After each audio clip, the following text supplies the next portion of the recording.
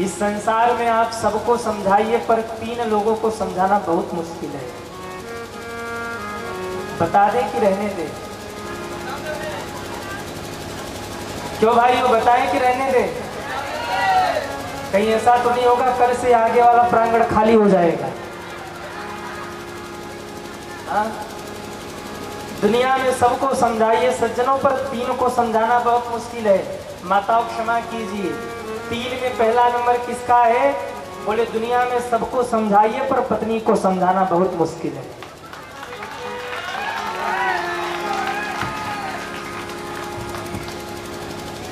आप लोग क्या हल्ला कर रहे भाई? अभी तो पढ़ लिख रहे हैं, आपकी क्या उम्र है? हाँ,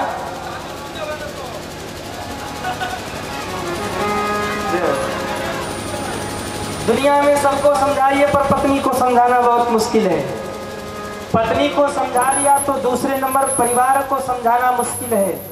पत्नी और परिवार को समझा लिया तो तीसरे नंबर पड़ोसियों को समझाना मुश्किल है। सच्चे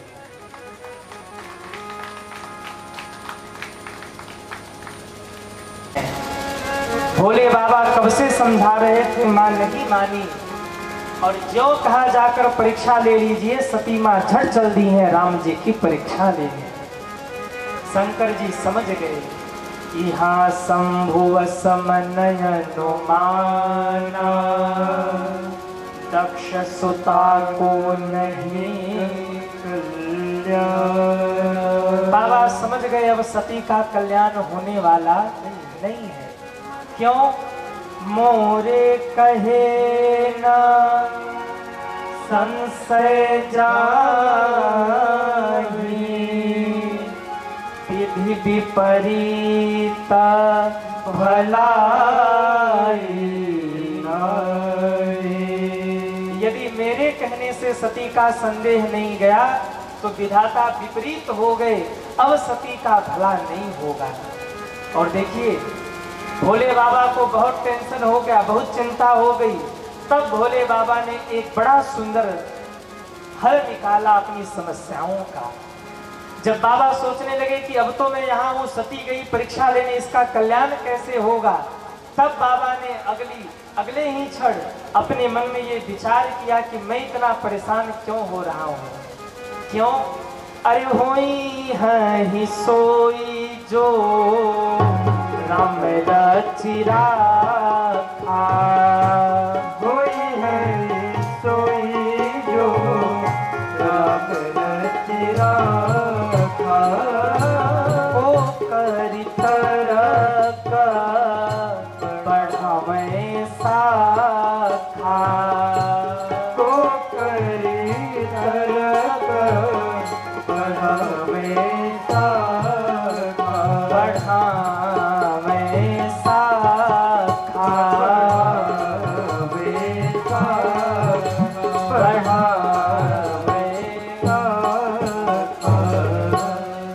बाबा ने मन ही मन विचार किया, हुई है सोई जो राम रचि राखा। बाबा बैठकर सीताराम करने लगे और उधर सती मां चली है राम जी की परीक्षा लेने।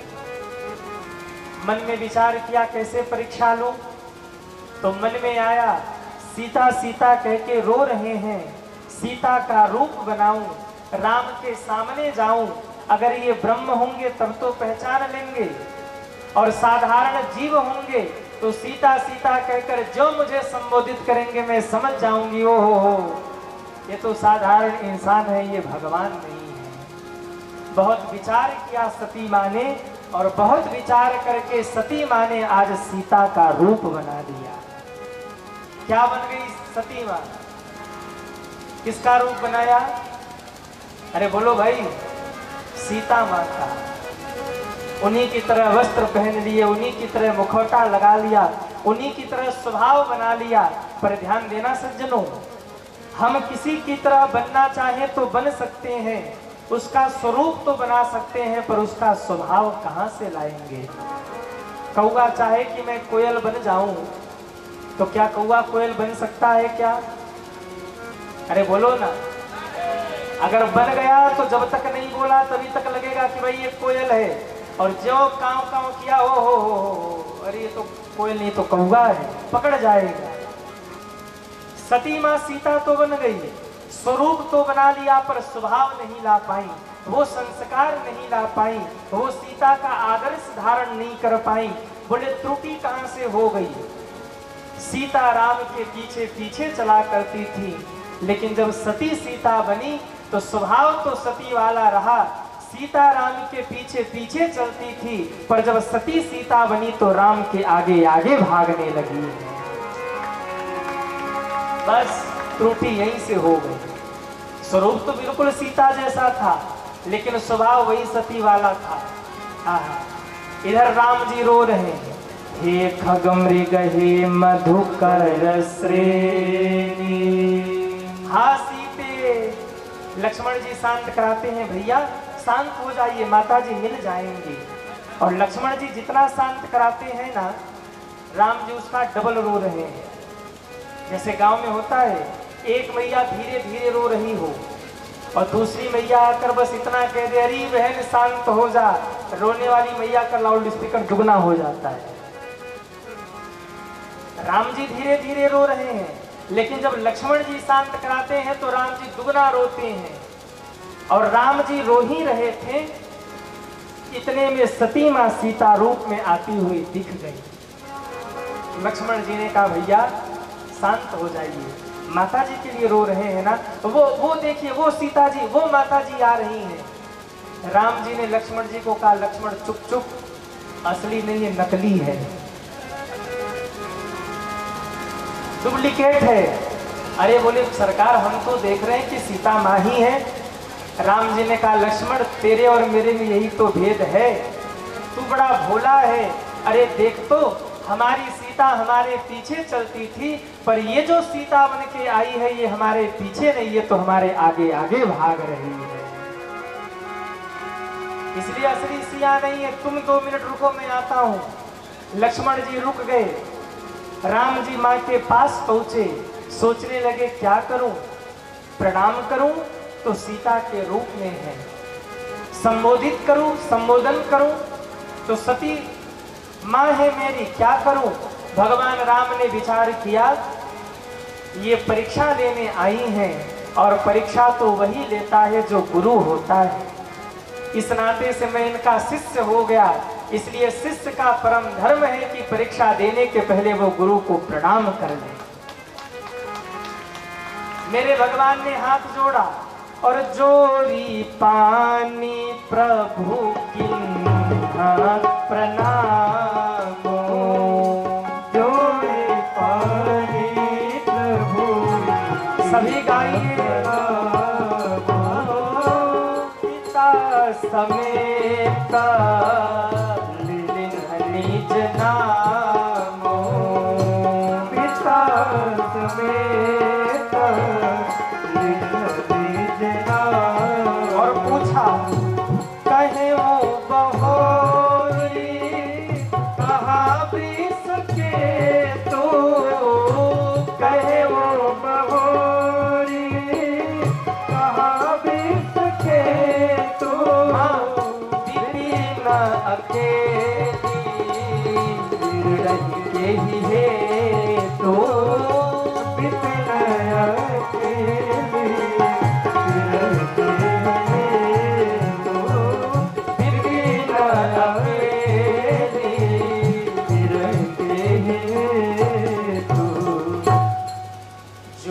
पानी प्रभु किन्हा प्रणाम।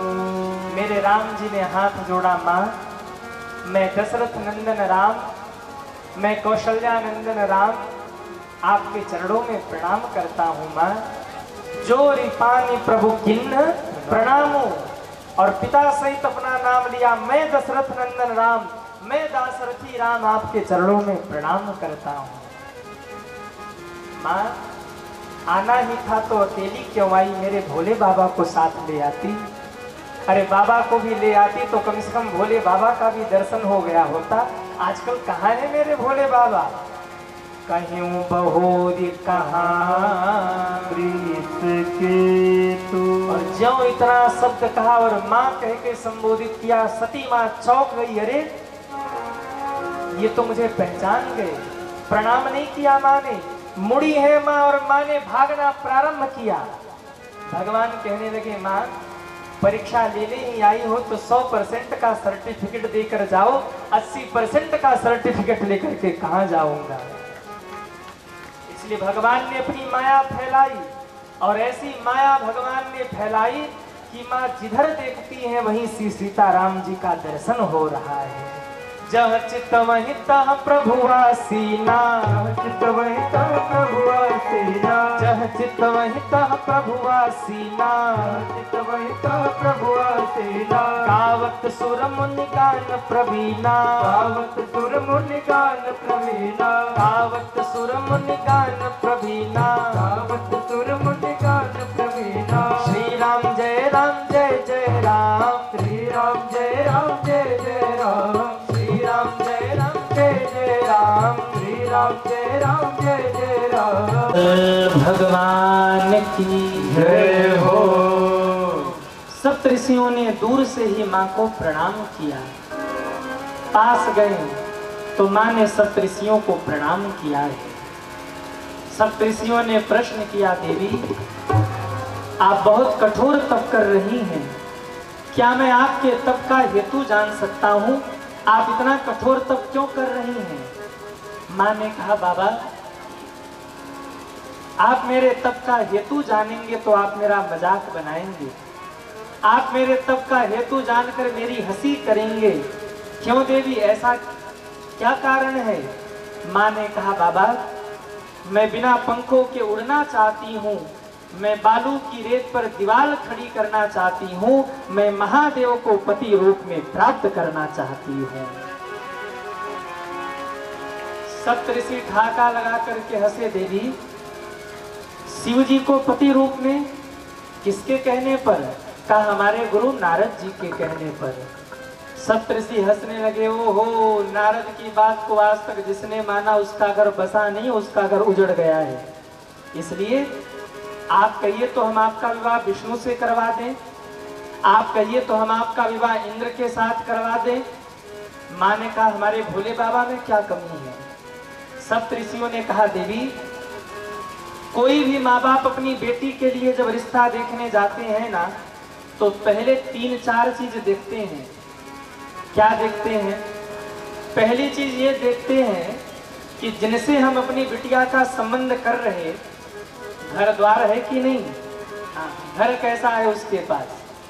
दूसरी चीज देखते हैं कमाई में क्या है, तीसरी चीज देखते हैं देखने में कैसा है, और चौथी चीज देखते हैं उसका स्वभाव कैसा है। हाँ, और अगर यहाँ देखें ना तो पहले नंबर तो अगर यही देखे कि घर द्वार, तो भोले बाबा के पास तो घर द्वार ही नहीं है। सप्तऋषि कह रहे, देवी जिनको पाने के लिए आप तप कर रही हैं, घर द्वार की बात है तो घर द्वार नहीं है, शमशान में रहते हैं। कमाई की बात करें तो 0/0, हाँ, कोई कमाई नहीं है, उल्टे देते ही रहते हैं, लुटाते ही रहते भोले बाबा। और रही बात रहन सहन की, तो कपड़े तो ऐसे पहनता, मैं क्या बताऊं, बागंबर धारण किए जैसे तैसे रहते हैं शंकर जी। और रही बात स्वभाव की, तो अड़भंगी स्वभाव है, न घर द्वार है, न तो पहनने को वस्त्र है, न तो खाने का ठिकाना, न तो रहने का ठिकाना, और वो भांग के नशे में मस्त रहते। देवी कहाँ तुम किसके चक्कर में पड़ गई? अगर आप कहिए तो आपका विवाह विष्णु के साथ करवा दे, इंद्र के साथ करवा दे, पर शिव से विवाह की बात को छोड़ दीजिए। माँ ने कहा, हे ऋषियों, यदि आप पहले मुझे मिलते तो आप मुझे जो कहते मैं करती, लेकिन अब नहीं। क्यों? मेरे गुरु नारद ने मुझे कहा है कि बेटी शिव को पति रूप में प्राप्त करो। अब मेरा घर रहे या उजड़ जाए, मुझे इसकी चिंता नहीं है। वरण करूंगी तो महादेव को वरण करूंगी, अन्यथा करोड़ों जन्म तक कुंवारी ही रहना पसंद करूंगी। और माँ ने दृढ़ निश्चय सुनाया, जन्म कोटि लगी रगर हमारी, जन्म कोटि लग रगर हमारी, शंभु नता रहूं कुमारी,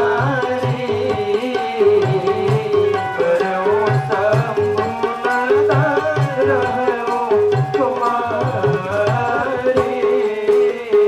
मनोज जी यहाँ तक खींच दीजिए पूरा।